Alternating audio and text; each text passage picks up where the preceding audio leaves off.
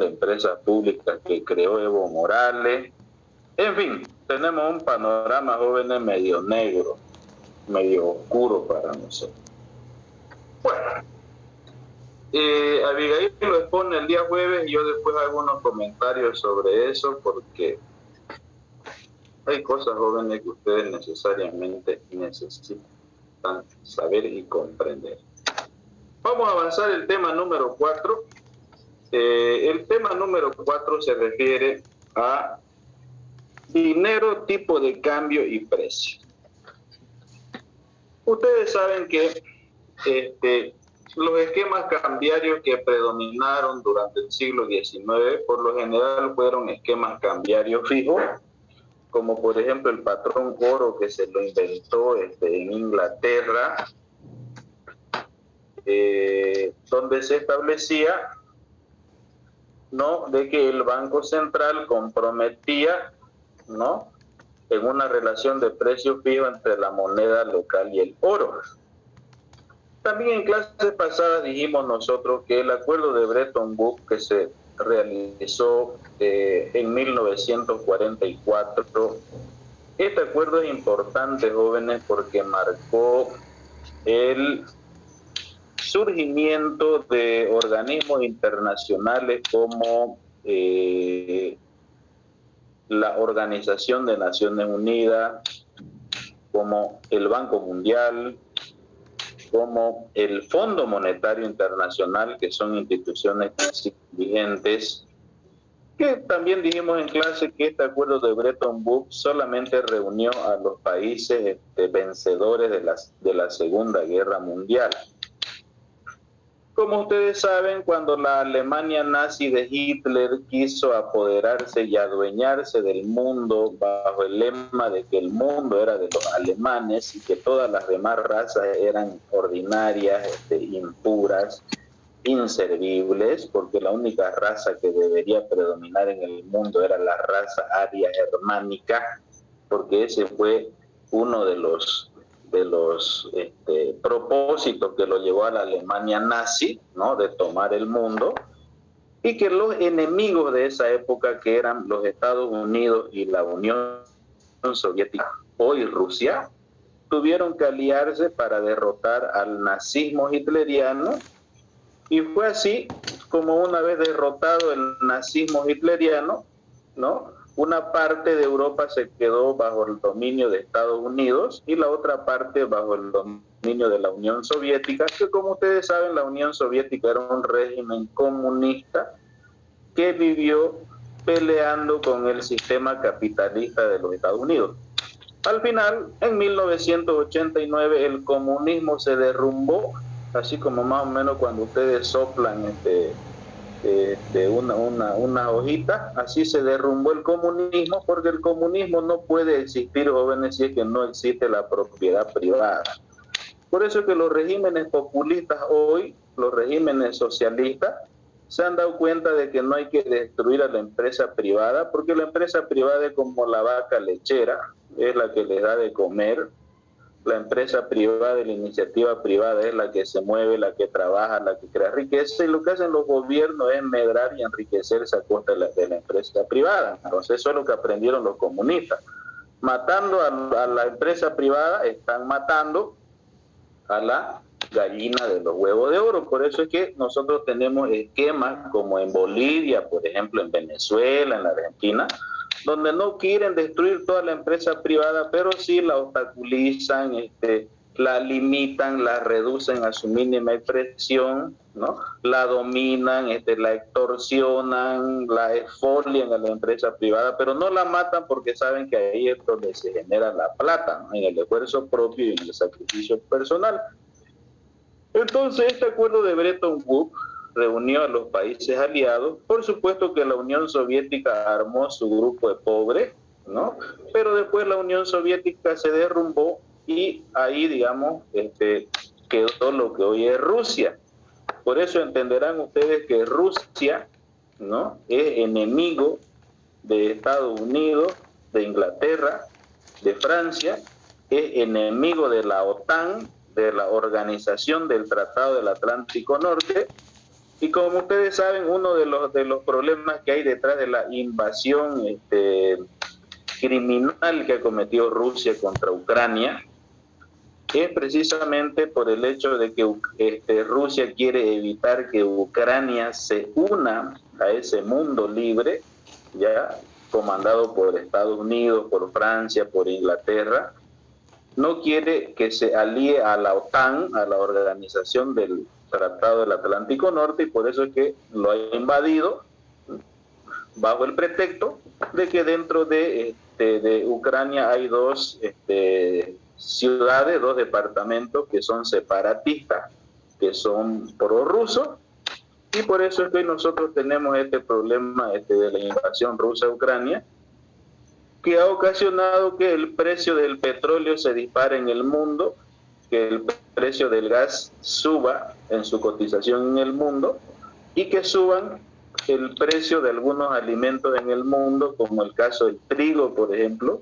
Ucrania está entre los 5 primeros productores de trigo del mundo, y ustedes saben que el trigo es la materia prima para la harina de trigo, y la harina de trigo sirve de materia prima para uno de los insumos básicos que se consumen en todas partes del mundo, que es el pan, el pancito que nosotros comemos todos los días. Eso se hace en base a harina de trigo. Y ustedes dirán, ¿y por qué en Bolivia, digamos, y es un poco lo que nos lo va a poner a Abigail, por qué no han subido los precios si todo el mundo está experimentando una inflación? Sencillo, porque la harina de trigo está subvencionada por el gobierno, o sea, está subvencionada para algunos sectores, menos para los panificadores cruceños, digamos, ¿no? En La Paz, Oruro y Potosí el gobierno está subvencionando el precio de la harina de trigo para que no suba el precio del pan. Y aquí en Santa Cruz, como esa subvención no llega, porque dicen en el occidente que los cambas tienen plata, entonces cualquier rato, joven, el precio del pan aquí en Santa Cruz va a empezar a subir, ¿no? Y el otro es el tema de los combustibles. Cuando sube el precio del petróleo en el mundo, sube el precio de los combustibles, el diésel, la gasolina. En Bolivia no sube porque está subvencionado por el gobierno, es decir, ahorita el litro de gasolina, jóvenes, a nivel internacional vale 9 bolivianos con 50, pero en el surtidor, aquí en cualquier surtidor en Bolivia lo venden en 3 bolivianos con 72. Entonces, por esa razón es que nosotros no estamos sintiendo la inflación, pero nuestra compañera Abigail nos lo va a exponer y nos va a explicar varias cosas de esto que le estoy comentando. Entonces yo solamente le estoy adelantando esos comentarios, ¿no? Y después la voy a corroborar a Abigail el día jueves, cuando nos volvamos a conectar. Entonces, Bretton Woods fue ese gran acuerdo de los países aliados comandados por Estados Unidos, Inglaterra, Francia, etcétera, ¿ya? Y aquí, como ustedes saben, se estableció que todos los países miembros de Bretton Woods deberían fijar su moneda nacional ya respecto al dólar, es decir, conservar la moneda nacional en cuanto a un tipo de cambio del dólar, y a su vez el dólar era convertible al oro físico o al oro puro a $35 la onza troy. Hasta la década de los años 80, la mayor parte de los países en desarrollo, o sea, los países pobres, mantuvieron un esquema de tipo de cambio fijo. Ese era el esquema predominante. Y los países, por lo general, fijaban su moneda local en base a una moneda extranjera, que en este caso era el dólar de los Estados Unidos. Por eso es que en la Argentina el tipo de cambio oficial es 199 pesos por un dólar.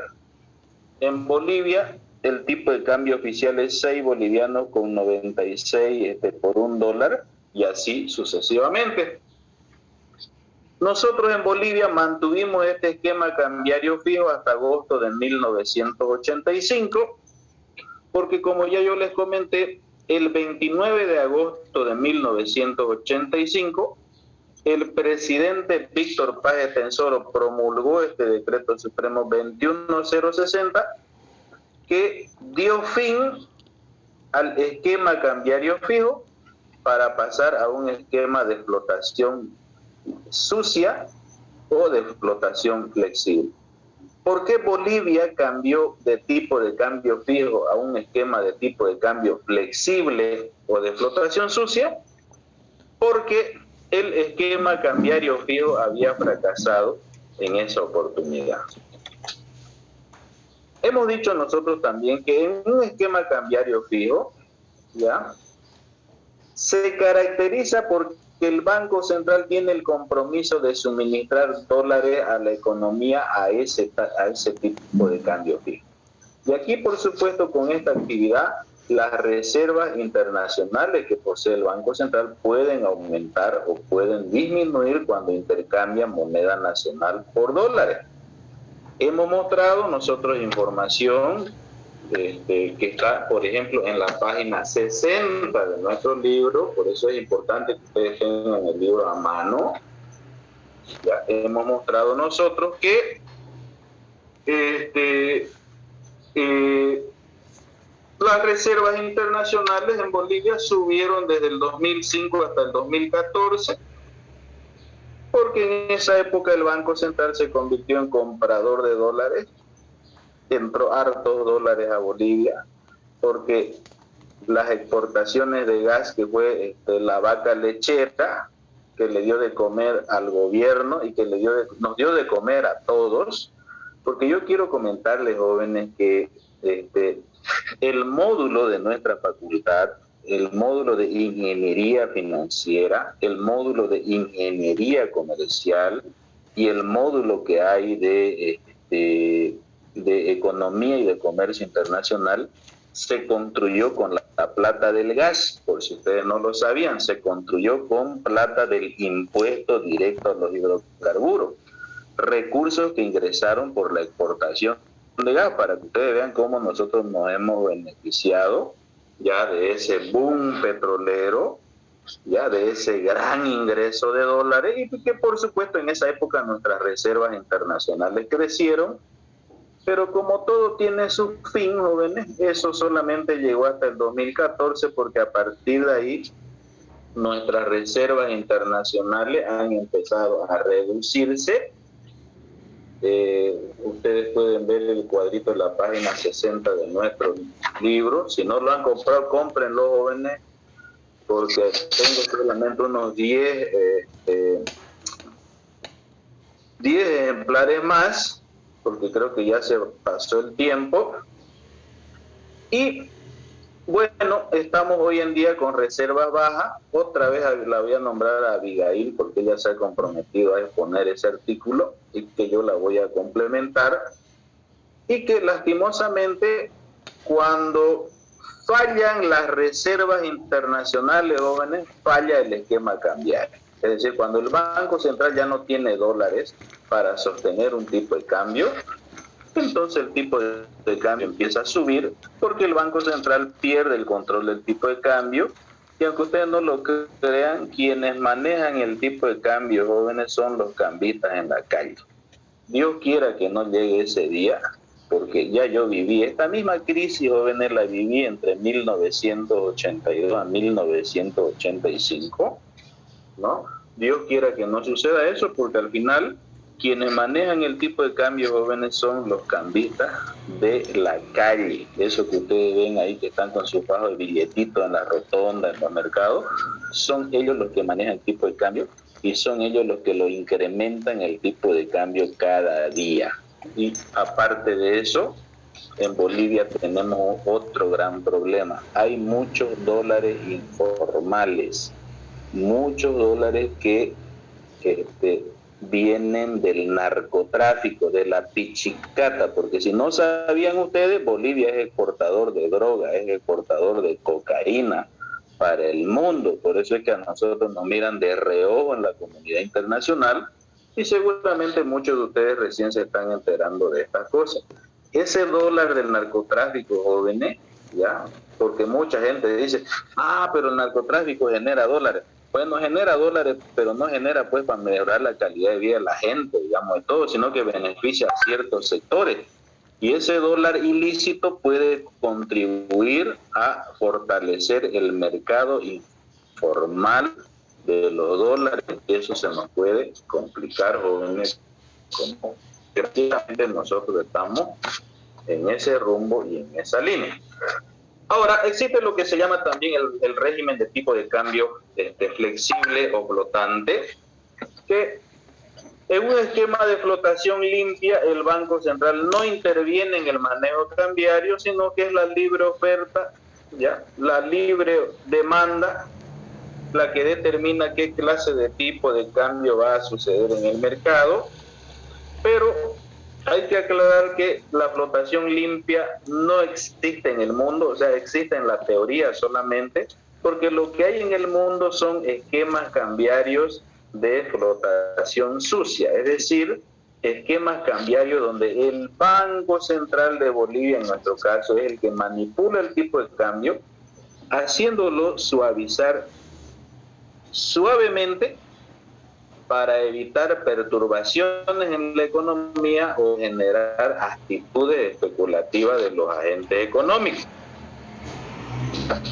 Esta es la modalidad que asumió nuestro país a partir de 1985, cuando el Banco Central puso en vigencia el bolsín, ya creado mediante el decreto supremo del 21060, el cual está vigente hasta hoy, que es 3 de mayo del año 2022, aunque el gobierno de Evo Morales le cambió el nombre, si ya no se le llama el bolsín, sino se le llama la ventanilla de suministro de dólares, pero es lo mismo.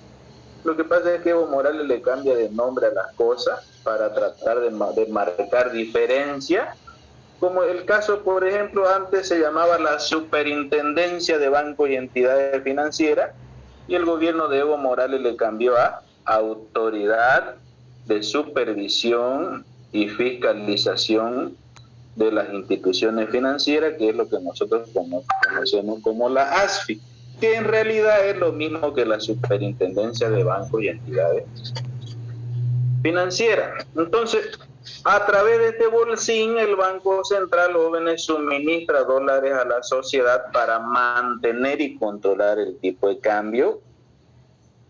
Pero entiendan ustedes que los dólares que utiliza el Banco Central a través de esta modalidad del bolsín salen de las reservas internacionales del Banco Central. Y el gran problema es si las reservas internacionales del Banco Central siguen cayendo, entonces ¿de dónde va a sacar el Banco Central para suministrar dólares a la economía a 6 bolivianos con 96? Y ese es el dilema en el cual nosotros estamos metidos. La vuelvo a nombrar a Abigail porque Abigail nos va a hablar de este tema, porque eso está vinculado con el nivel de inflación. Como dice el título del artículo, tenemos inflación baja, pero ¿cuál es el costo de mantener esa inflación baja? Bien, se necesita establecer aquí una terminología que nos ayude a analizar el tipo de cambio. Nosotros vamos a llamar E mayúscula al precio de la divisa medido por el número de unidades de moneda local por unidad de moneda extranjera. En otras palabras, y haciéndolo más sencillo, E viene a ser el tipo de cambio, que es el 6 bolivianos con 96, que nosotros conocemos por $1. A eso es lo que llamamos el tipo de cambio nominal.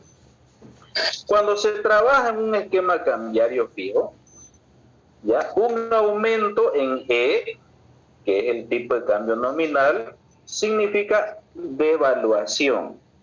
¿Qué es devaluación? Por ejemplo, si el tipo de cambio está hoy en día en 6 bolivianos con 96 y el día de mañana el Banco Central lo fija en 10 bolivianos, ahí nuestra moneda se ha devaluado, ha perdido valor. ¿Por qué? Porque yo hoy compro $1 con 6.96 y el día de mañana voy a sacar 10 bolivianos de mi bolsillo para comprar ese mismo dólar. Es decir, estoy sacando 3 bolivianos con 4 centavos adicionales para comprar ese mismo dólar. Entonces, mi moneda nacional ha perdido valor, se ha devaluado, ¿no? Se ha deteriorado respecto al dólar. Ahora, si el tipo de cambio nominal disminuye, se llama revaluación. ¿Qué es revaluación? Que la moneda nacional gana más valor respecto al dólar de los Estados Unidos. Entonces, yo utilizo estas dos categorías cuando estoy trabajando en un esquema cambiario fijo. Pero cuando estoy trabajando en un esquema cambiario de carácter flotante, de flotación sucia, como es el caso boliviano, cuando el tipo de cambio aumente, yo le voy a llamar depreciación. Depreciación es lo mismo que la devaluación, con la diferencia que la devaluación se refiere a este esquema cambiario y la depreciación se refiere a este otro esquema cambiario, simplemente para, con esta palabra depreciación y devaluación, que es lo mismo, lo único que yo estoy haciendo es diferenciarme en qué sistema de tipo de cambio yo me encuentre. Por eso es que en Bolivia la gente que está vinculada a los temas monetarios debería hablar de depreciación y debería hablar de apreciación. Pero claro, como no se manejan muy bien, digamos, las definiciones técnicas, que muchas veces la gente habla de devaluación cuando se hable de depreciación. Entonces, cuando el tipo de cambio disminuye, la moneda nacional se aprecia, la moneda nacional se valoriza, la moneda nacional gana más valor respecto al dólar de los Estados Unidos. Pero lo que tiene que quedar en claro de esta diferencia que hay entre estos dos esquemas es que un aumento en el tipo de cambio nominal, ¿ya? O sea, se refiere a esto de acá y a esto de acá, significa que nuestra moneda local ha perdido valor respecto al dólar de los Estados Unidos. Un tipo de cambio nominal más alto significa que yo tengo que sacar más plata de mi bolsillo para comprar ese dólar. Por ejemplo, si ahorita el tipo de cambio está en 6.96 y mañana el tipo de cambio está en 10 pesos, yo estoy sacando más moneda nacional de mi bolsillo para comprar ese dólar. Por tanto, el tipo de cambio no sube y mi moneda nacional se ha debilitado. En el caso nuestro, mi moneda nacional se ha depreciado. Si el día de mañana el tipo de cambio es de 6,96, de 6,97, después a 6,98, a 7, a 7,01, 7, mi moneda nacional se está depreciando, se está deteriorando. Dios quiera que no suceda eso, jóvenes, pero para que se mantenga la estabilidad cambiaria, el Banco Central necesita abundantes niveles de reserva e inversión. Y vuelvo a repetirle, en la página 60 de nuestro libro, ustedes pueden ver cuál es la evolución de nuestras reservas internacionales netas en poder del Banco Central. ¿Alguna pregunta hasta acá, jóvenes? ¿Alguna inquietud, alguna duda, curiosidad? Una pregunta, licenciado. ¿La moneda nacional suele apreciarse o no? Sí, mi amigo, la moneda nacional suele apreciarse. La moneda nacional, estimado Livio, se apreció, es decir, bajó en su tipo de cambio. Livio, ¿lo ha comprado el libro usted? Sí, licenciado. Esa explicación, querido Livio, está en la página 36 de nuestro libro. Ahí usted puede ver cómo el tipo de cambio siempre subía todos los días y nuestra moneda nacional se devaluaba, se depreciaba. Pero cuando las reservas internacionales netas empezaron a crecer, nuestra moneda nacional, mejor dicho, el tipo de cambio empezó a bajar. Fíjense ustedes, muy buena la pregunta de Livio.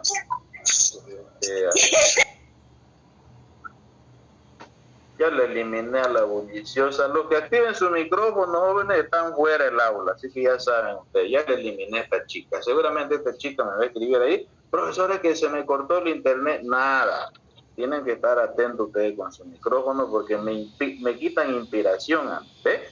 Ya me olvidé lo que tenía que decir. Bueno, Livio me había preguntado si en algún momento la moneda nacional se apreció. Efectivamente, Livio, la moneda nacional se apreció entre el año 2005 hasta el año 2011. Si usted no lo sabía, Livio, en marzo 2005 el tipo de cambio de la moneda nacional respecto al dólar llegó a cotizarse en 8 bolivianos con 10 centavos. Le estoy hablando de marzo 2015, de marzo 2005, hace 17 años. Ahora yo le pregunto, Livio, ¿en cuánto está el tipo de cambio ahora? 6.97. 6.96 es el oficial. ¿El tipo de cambio subió o bajó del 2005 hasta hoy?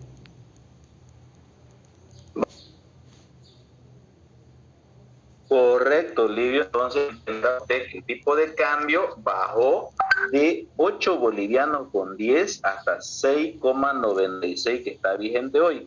Pero en la grafiquita que usted puede ver ahí en la página 36, usted verá de el tipo de cambio bajó más o menos hasta noviembre de 2011. Y ahí el gobierno moral Terce Catacora lo congelaron el tipo de cambio en 6 bolivianos con 96, que es lo que está vigente hasta hoy. Pero ahí en la página 36 usted puede revisar el material. Efectivamente nuestra moneda se apreció. Pero ¿sabe por qué se apreció, Livio?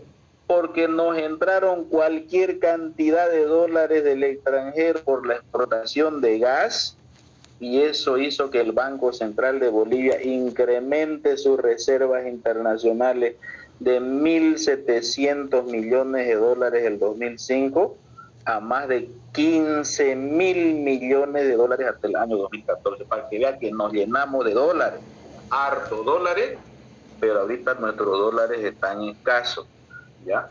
Muy pocos dólares en la economía. Por tanto, nosotros podemos caer en esto de acá, que se llama la depreciación.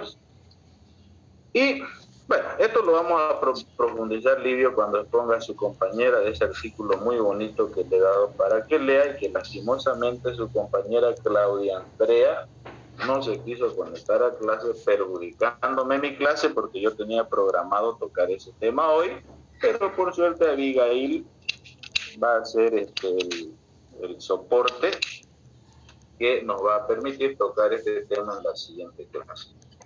Bien, veamos ahora este conceptito que se llama el coeficiente del tipo de cambio real. El coeficiente del tipo de cambio real, jóvenes, es un indicador de competitividad que tiene un país en el contexto internacional. Por ejemplo, sirve para ver qué tan importantes, o sea, sirve para ver, mejor dicho, si nuestro país es competitivo con el resto del mundo. Cuando un país es competitivo con el resto del mundo, cuando sus productos exportados son más baratos en el mercado internacional. Por ejemplo, la China es un país altamente competitivo porque sus productos en el mercado boliviano en muchos casos son más baratos que los productos nacionales. Y resulta que el producto chino, para que esté en el mercado cruceño, han tenido que transportarlo más de 7.000 kilómetros. ¿Se imaginan eso? ¿Cuánto de plata uno tarda? A ver, váyanse pues ustedes a Qatar a ver cuánto de plata van a gastar en su pasaje, ¿no? Esos productos chinos han cruzado, jóvenes, varios miles de kilómetros de mar. En el caso boliviano, por ejemplo, por lo general, los productos chinos los desembarcan en los puertos chilenos, en Arica y en Iquique, y de ahí los cargan en camiones, y esos camiones de Iquique, que están en territorio chileno, se traspasan a territorio boliviano, llegan a Potosí, Oruro, La Paz, Cochabamba y llegan a Santa Cruz, y más o menos de aquí hasta La Paz hay 1000 kilómetros, y desde La Paz hasta Iquique hay otros 1000 kilómetros. Fíjense ustedes, 2000 kilómetros han tenido que trasladar esos productos, y resulta que esos productos son más baratos que los nuestros, ¿no? Por eso es que la China, por ejemplo, es altamente competitivo, porque sus productos son más baratos que muchos productos de otros países. Esta formulita que ustedes están viendo acá sirve para mostrarnos ya este coeficiente de tipo de cambio real. Cuando este coeficiente, que es E minúscula, aumenta, nosotros decimos que ha habido una depreciación en el coeficiente del tipo de cambio real.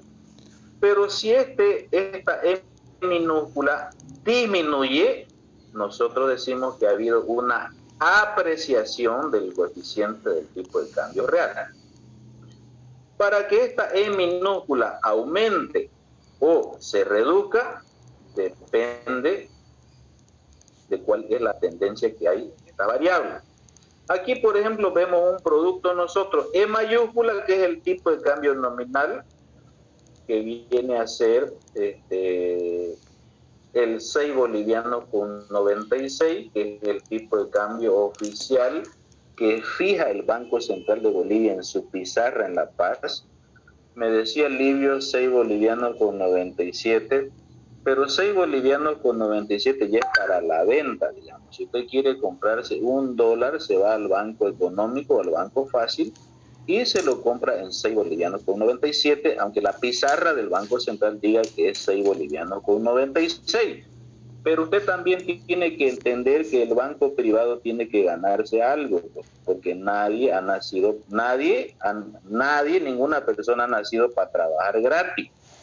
Y por eso es que el banco económico va y compra ese dólar al Banco Central de Bolivia en 6,96 y nos lo vende a nosotros en 6 bolivianos con 97. Es decir, ese puntito se lo gana el banco privado, porque entenderán ustedes que el banco privado pues tiene cajeras, tiene oficiales de cuenta, gasta en luz, gasta en internet, gasta en plataforma, gasta en alquiler de oficinas, etcétera, y por lo menos con ese puntito algo, digamos, va a recuperar.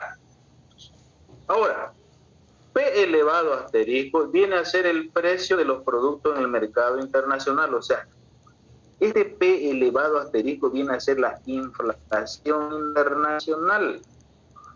Y esta P, que actúa como denominador, viene a ser los niveles de precios de nuestra economía, en otras palabras, la inflación interna. En otras palabras, en el coeficiente del tipo de cambio real, yo voy a poner en contacto a mi tipo de cambio nominal, la inflación internacional y la inflación local, o en todo caso la inflación dentro de nuestro país. Colocándole valores de nuestro país, este coeficiente tipo de cambio real sería a 6 bolivianos con 96, que es E, y aquí en vez de P voy a colocar 0,90, que es la inflación que ha habido en Bolivia hasta diciembre de 2021. Esto de acá, la inflación extranjera, depende con qué país yo me voy a relacionar, porque en los países hay diferentes niveles de inflación. Por ejemplo, ¿cuáles son los países más inflacionarios de Sudamérica? La Argentina, que el año pasado tuvo una inflación del 55%. O Venezuela, que el gobierno de Nicolás Maduro dice que la inflación en Venezuela fue del 283%, pero ese Nicolás Maduro es más mentiroso que esos sacasuertes que ustedes conocen en la ramada. En el año 2020, jóvenes, hace 2 años atrás, El gobierno de Nicolás Maduro dijo que la inflación en Venezuela fue de 46.000%, pero los organismos internacionales calcularon que la inflación en Venezuela superó el 1.000.000%. Entonces, ¿a quién le vamos a creer? ¿A Maduro o a los organismos internacionales que hacen sus simulaciones internas? De todas maneras, eso es lo que ha dicho Maduro. Otra cosa es preguntarle a los venezolanos que están viviendo dentro de Venezuela a ver cómo les pinta su inflación. De todas maneras, el dato oficial es el que diga el presidente. Y en este caso, Maduro ha dicho que en Venezuela hay una inflación del 283%. O sea, imagínense, supónganse que sea verdad esa inflación de Venezuela en 283%. Compárenla con Bolivia, que es 0,90%. O sea, en Bolivia ni siquiera la inflación llegó al 1%. O sea, de todas maneras, si es que Maduro no estuviera mintiendo, 283% jóvenes no es nada grato para los habitantes de ese pobre país. Una pena por Venezuela, pero los venezolanos han votado por ese gobierno y ese es el problema. La gente vota por estos gobiernos y después la gente se anda quejando. O sea, no se le entiende en realidad a la gente. Entonces, si el coeficiente del tipo de cambio real aumenta, eso quiere decir que el coeficiente de tipo de cambio real se ha depreciado, se ha deteriorado. Eso quiere decir que los bienes extranjeros ya se hacen más baratos respecto a los bienes nacionales, o si ustedes quieren, cuando hay una depreciación en el coeficiente del tipo de cambio real, nuestros productos bolivianos se hacen mucho más baratos que los que uno compra del extranjero. Entonces ahí nosotros estamos hablando de una ganancia de competitividad de los productores locales. Y si disminuye, existe una apreciación en el tipo de cambio real. Este tema, jóvenes, del tipo de cambio que sube o que baja, miren ustedes, si el día de mañana, jóvenes, el tipo de cambio en Bolivia empieza a subir de 6 bolivianos con 96 a 6,97, a 6,98, a 7, a 7,10, a 7,20 centavos y así sucesivamente, yo y ustedes vamos a estar fregados porque la subida en el tipo de cambio va a ocasionar que los precios de los productos en el mercado empiecen a subir. Sube el precio del azúcar, sube el precio del pollo, sube el precio de la carne, etcétera, etcétera, etcétera. Pero hay sectores ¿ya? que son beneficiados con la subida en el tipo de cambio, como por ejemplo los exportadores. Los exportadores cuando llevan un producto afuera le pagan en dólares y cuando el tipo de cambio sube, esos exportadores son favorecidos porque sus dólares los van a cambiar por más moneda nacional. Fíjense ustedes, volviendo un poco a la pregunta que me hace Livio, en marzo de 2005, jóvenes, el tipo de cambio estaba en 8 bolivianos con 10 centavos. O sea, en esa época, cuando un exportador vendía productos, en el 2005,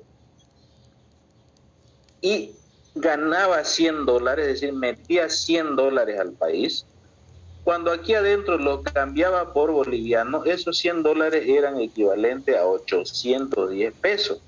810 bolivianos porque el tipo de cambio estaba en 8 bolivianos con 10. Pero miren ustedes, 17 años después, hoy que somos 2022, este mismo exportador que está exportando productos y está recibiendo $100, esos $100 apenas le da para que reciban 696 bolivianos. Y ahí les estoy demostrando cómo esta apreciación de la moneda nacional prácticamente los ha perjudicado a los exportadores, porque antes ellos con $100 recibían 810 pesos y hoy con $100 apenas reciben 696 pesos. Pero esa reducción en el tipo de cambio, esa apreciación de moneda, me ha favorecido a mí, porque yo tenía un crédito en dólares, y entonces como el dólar más bien bajó de precio, entonces yo sacaba menos plata en mi bolsillo para comprar dólares y para pagar mi crédito. Entonces yo he sido uno de los favorecidos con esa apreciación que hubo en la moneda nacional, pero los perjudicados han sido los exportadores. Y esto pasa, jóvenes, en cualquier país que hace subir su tipo de cambio. Miren estas noticias son medias viejas, pero fíjense ustedes que siguen vigentes hasta hoy. Por ejemplo, acá esta noticia dice, fíjense ustedes, aquí esta es del 8 de abril del 2015, o sea, esta noticia es de hace más de 7 años. Dice acá, los productores solicitan al gobierno para que devalúe la moneda nacional. El sector agropecuario es afectado por la producción de otros países. Brasil y Argentina depreciaron su moneda. Ya ustedes saben que depreciar su moneda significa que subieron su tipo de cambio, y como depreciaron sus monedas, sus productos que ellos producen se han hecho más baratos, ¿ya? E ingresan a nuestro país a precios que son mucho más bajos que los productos locales. El gobierno dice que esta situación es transitoria, o sea, 7 años y sigue siendo transitorio. Por eso, jóvenes, es que el mercado está lleno de productos extranjeros. Aquí hay azúcar que es más barata que el azúcar boliviana. El kilo de azúcar brasilera, jóvenes, vale 4 pesos aquí en el mercado nacional, pero el azúcar de Guavirá o Magro vale 5 o 5 bolivianos con 50, ¿ya? Aquí hay harina de trigo argentina que es mucho más barata que la harina de trigo que producen aquí nuestros productores, nuestros campesinos. ¿Por qué es eso? Eso es por la depreciación de su moneda, porque estos países al subir su tipo de cambio están logrando que sus productos sean mucho más baratos en el mercado local. En el mercado, jóvenes, hay naranja peruana, ya hay mermelada chilena, hay palta peruana, hay papa peruana, hay cebolla peruana que es más barata que la que producen nuestros campesinos en el campo, ¿ya? ¿Y a qué se debe eso? Eso se debe, pues, jóvenes, a las devaluaciones o a las depreciaciones de monedas que han tenido esos países. Miren lo que dice acá.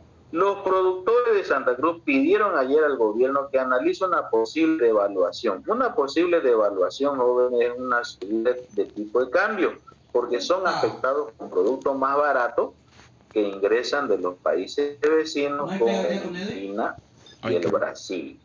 Ya, por esa razón es que estos productos son más baratos, ¿no? Por esas grandes devaluaciones que han habido en estos países.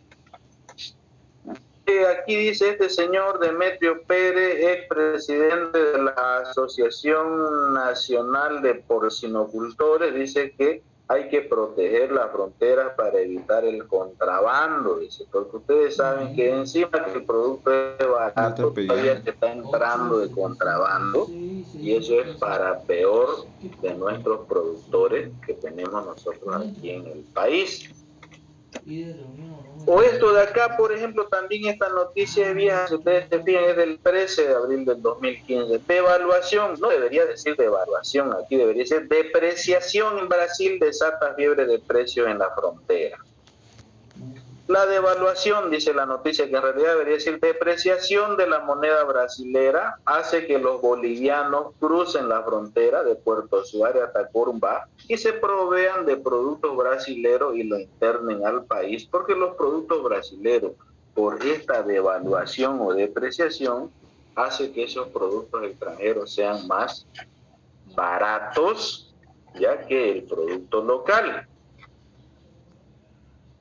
O esta noticia, por ejemplo, también que es viejita, es de junio del 2015, dice: Argentina deprecia su moneda en 105% y Brasil en 45%. Es decir, estas subidas en el tipo de cambio, jóvenes, que se han experimentado en los países vecinos, han hecho que los productos extranjeros se hagan más baratos dentro de la economía nacional. Por eso es que yo y ustedes vamos y compramos nomás baratito al mercado.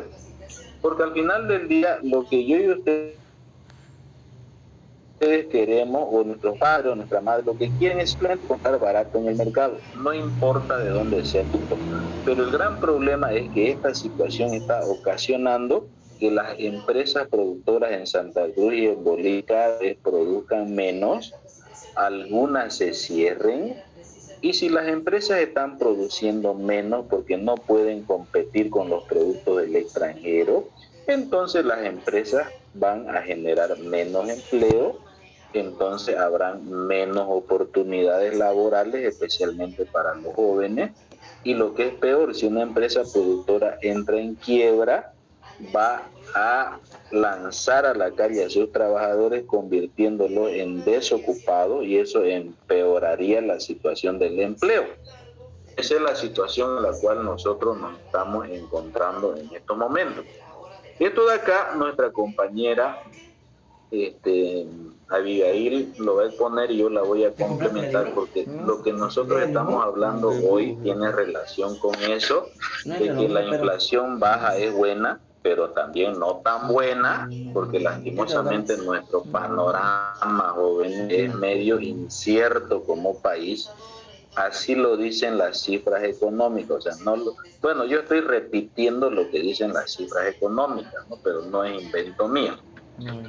Bien, ahora veamos acá dos informaciones muy importantes.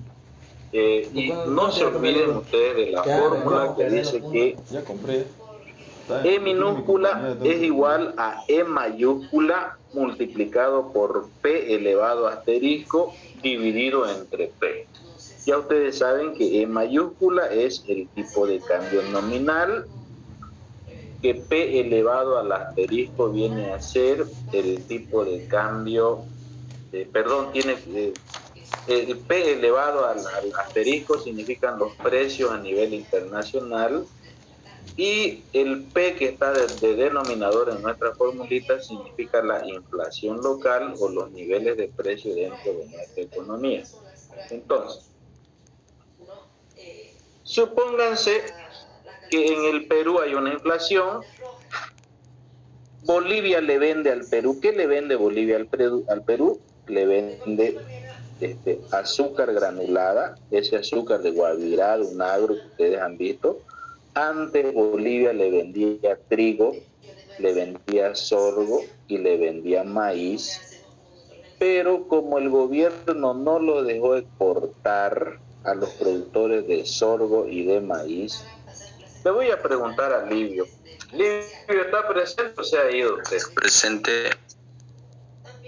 Livio, supóngase que usted es productor de maíz, ya usted tiene sus buenas hectáreas en el campo, usted es un campesino que siembra maíz, ¿no? Vive de eso.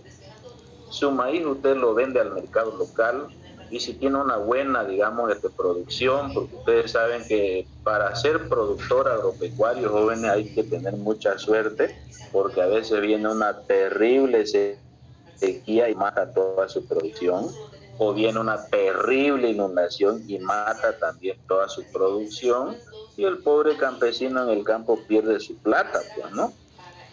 Entonces, supóngase usted, Livio, que sea productor y sembrador de maíz. Usted vende al mercado interno y lo que le sobra lo vende al extranjero. Y si viene el gobierno y le dice, usted, si antes sembraba 10.000 hectáreas, solamente va a sembrar 1.000, ¿ya? Para que de esa forma no se vaya a generar problemas en la economía, ¿ya? Y además de eso yo le voy a prohibir exportar, porque seguramente si usted siembra en las 10.000 hectáreas, usted va a tener mucha producción y la va a exportar. Entonces yo solamente quiero que produzca 1.000 para el mercado interno, olvídese de las 9.000 hectáreas que usted sembraba antes. ¿Eso le afecta o no le afecta al libre a usted, digamos, suponiendo que usted es el sembrador de maíz? Sí, afecta, licenciado. Claro, le afecta porque ustedes saben que mientras más produzcamos nosotros, más trabajemos, más vendamos, más plata vamos a ganar. Y eso es lo que le ha hecho el gobierno a los productores en Santa Cruz. El gobierno le ha puesto cupos de exportación, el gobierno les ha prohibido exportar. ¿Y sabe qué ha pasado, Livio, con esos sembradores de sorgo y de maíz en Santa Cruz? Que no los han dejado exportar, que incluso le ha puesto un precio mínimo a su producto.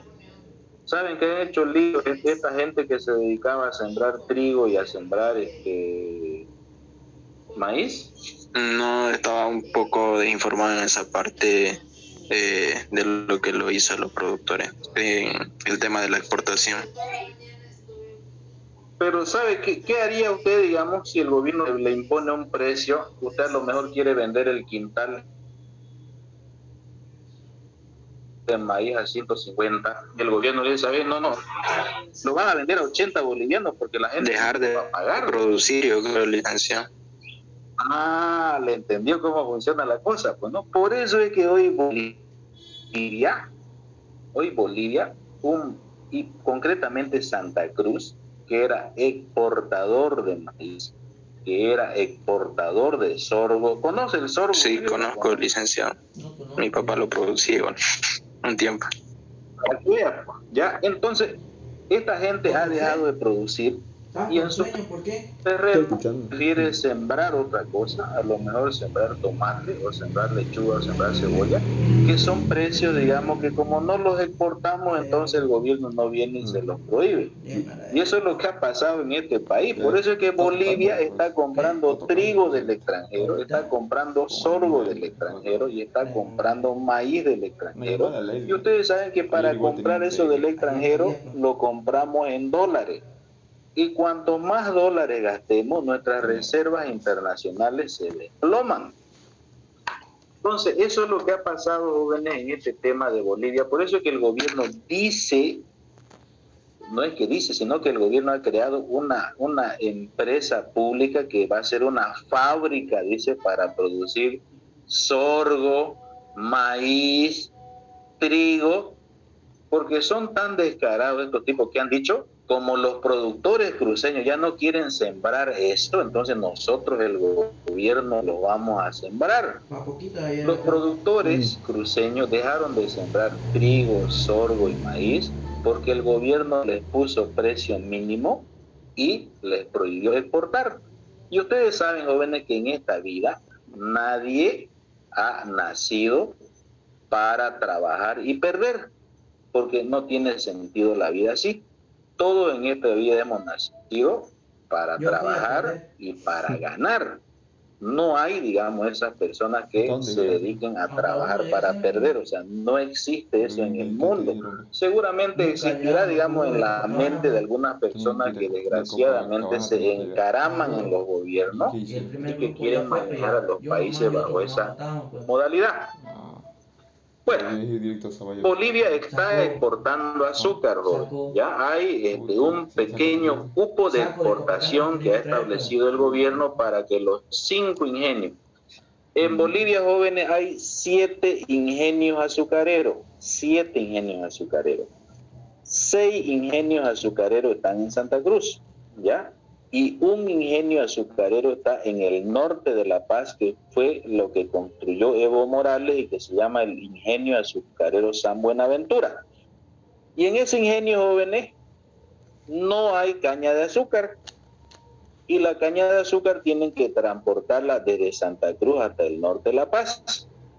Pero ese ingenio San Buenaventura vende azúcar más barata que Unagro, que Aguaí, que Guavirá o que la Bélgica. ¿Saben por qué el San Buenaventura? Que no hay caña de azúcar en el norte de La Paz, porque entenderán ustedes, jóvenes, que las cosas se producen conforme a las condiciones climáticas.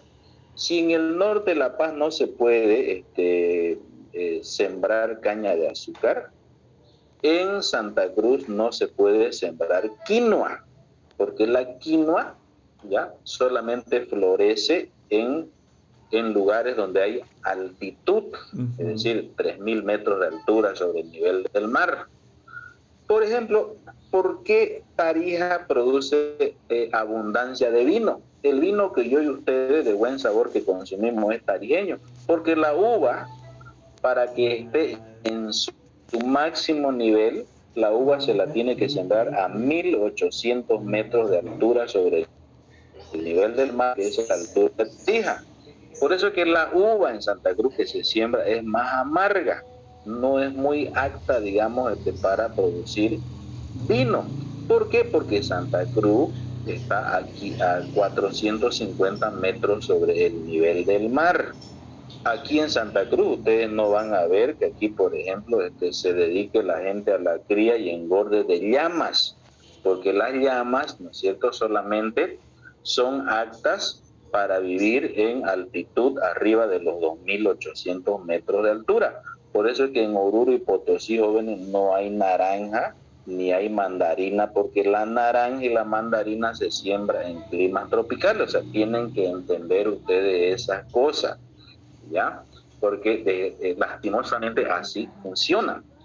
Solamente quería comentarle de que con desarrollo tecnológico, jóvenes, en Santa Cruz se está trabajando para producir quinoa en Santa Cruz, que se llama la quinoa con mejoramiento en el grano, que se llama la quinoa transgénica, porque la quinoa, jóvenes, es un alimento de altísimo valor proteínico. Y la quinoa solamente florece en departamentos que tienen altitud respecto al mar, como Oruro, Potosí y parte de Chuquisaca, pero que en Santa Cruz se está trabajando con desarrollo tecnológico para tener quinoa en Santa Cruz. Es un alimento huertísimo, jóvenes, la quinoa. ¿Y saben qué, jóvenes? Los bolivianos del occidente no acostumbran a consumir quinoa porque no les gusta. Es como a los cambas, los cruceños de acá, no les gusta la leche, porque no les gusta, digamos, prefieren tomarse 3 o 4 vasos de Coca-Cola, que eso está lleningo de azúcar y lleningo de sal. Y ustedes saben que, por ejemplo, cuando uno consume mucho azúcar, se enferma de diabetes, que es una enfermedad incurable. Y yo estoy seguro acá, jóvenes, a ver cuántos somos acá en este grupo, 61. La diabetes en Santa Cruz alcanza más o menos al 11% de la población cruceña, porque los cruceños tenemos malos hábitos alimenticios, comemos mucho carbohidrato. Por ejemplo, en el almuerzo comemos arroz, comemos fideo, comemos papa, comemos yuca, comemos papa frita, y eso forma parte de nuestros hábitos alimenticios. Pero ese exceso de carbohidratos nos van a enfermar de diabetes. Por eso es que de 61 que estamos en este aula virtual, jóvenes, hay 7 alumnos que están con diabetes y que no lo saben, o 7 alumnos que se van a enfermar de diabetes. La diabetes, jóvenes, es una enfermedad que se la puede controlar, pero su vida útil de sus riñones solamente le dura 20 años. Y ese es el gran problema que tenemos los cruceños. Si yo hiciera una encuesta anónima, bueno, no sé, pues si ustedes harán una prueba de glucosa, hay que hacerse una prueba de glucosa, jóvenes, para saber si uno tiene o no tiene. Yo les comento mi experiencia. Hace unos 5 años, bueno, también por la edad, digamos, ¿no? Cuando la persona va avanzando en edad, digamos, ya el rendimiento físico no es lo mismo. Yo me hice un tratamiento de glucosa, una prueba, y si ustedes tienen un nivel de glicemia en la sangre, que es el azúcar, que está entre 70 y 99, es normal. 70 a 99 el nivel de glicemia en la sangre es normal. Pero si ustedes tienen un nivel de glicemia que está entre 100 y 120, ustedes ya son prediabéticos. Y yo, por ejemplo, hace 5 años me hice medir la glicemia y estaba en 101. O sea, ya estaba yo prediabético. ¿Cuál fue el tratamiento que me dieron? Que deje de tomar soda, que reduzca mi alimentación con carbohidratos, que me deshaga de la fritura, de la papa frita, de las empanadas con queso frito, de las empanadas de arroz, que son cosas ricas, pero que lastimosamente eso contribuyen, digamos, al incremento de la glicemia, y eso es causa de la diabetes. Si ustedes tienen la glicemia arriba de 120, entonces ya ustedes son diabéticos declarados. Pero la diabetes tiene una característica muy especial, es una enfermedad silenciosa, no avisa, solamente ya los síntomas ustedes los tienen cuando ya están listos para la foto, cuando ya están listos para que lo metan al cajón. Ese es el problema, jóvenes, de la glicemia. Entonces, en mi caso, tuve que cambiar mis hábitos de vida, reducir mi consumo de arroz, no mezclar en mi comida el arroz con el fideo, o el arroz con la papa, o el fideo con la yuca, porque eso es lo que hacemos los cruceños. Todos los días los cruceños comemos así. Por eso es que la diabetes está arrasando. Y hay un problema de que antes la diabetes atacaba a la gente arriba de los 40 años, pero hoy